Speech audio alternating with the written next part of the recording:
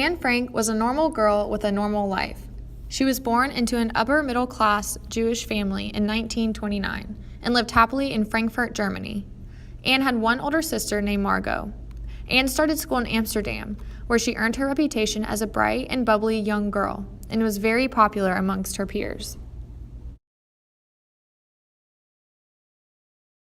In 1933, Adolf Hitler became Chancellor of Germany. This is when the Franks realized their lives would never be the same. His goal was to expel anyone who did not fit the racial identity for Germans, which he saw were blue eyes and blonde hair. He believed this to be the perfect human. His plan of ethnic cleansing consisted of violence, execution, and forced labor. Anne's family went into hiding for 25 months in a sealed-off office back room. Anne was 13 at the time. On August 4th, 1944, just a couple of months after Anne's 15th birthday, Anne's family was arrested by the German Gestapo. Anne's family was then taken to Auschwitz, a concentration camp is a place where people are contained against their will and are purposely put into extremely harsh conditions, which often result in death by things such as starvation, illness, and malnourishment. Anne was then sent to Belsen, another concentration camp in Germany, where she died of typhus, a disease that is caused by infection from vectors such as fleas or lice.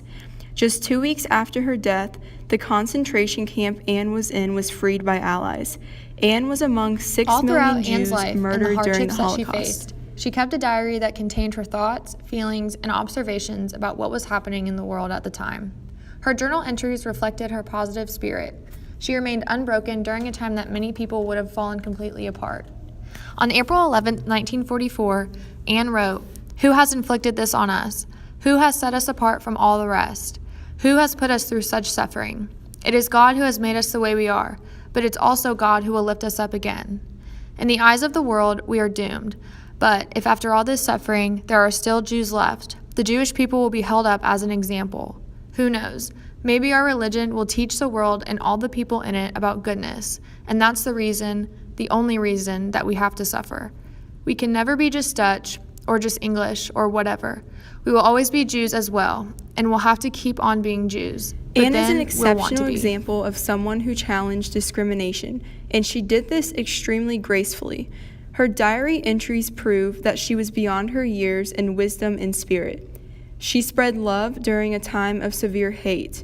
Her diary is still one of the most renowned and read first-hand accounts of the Holocaust.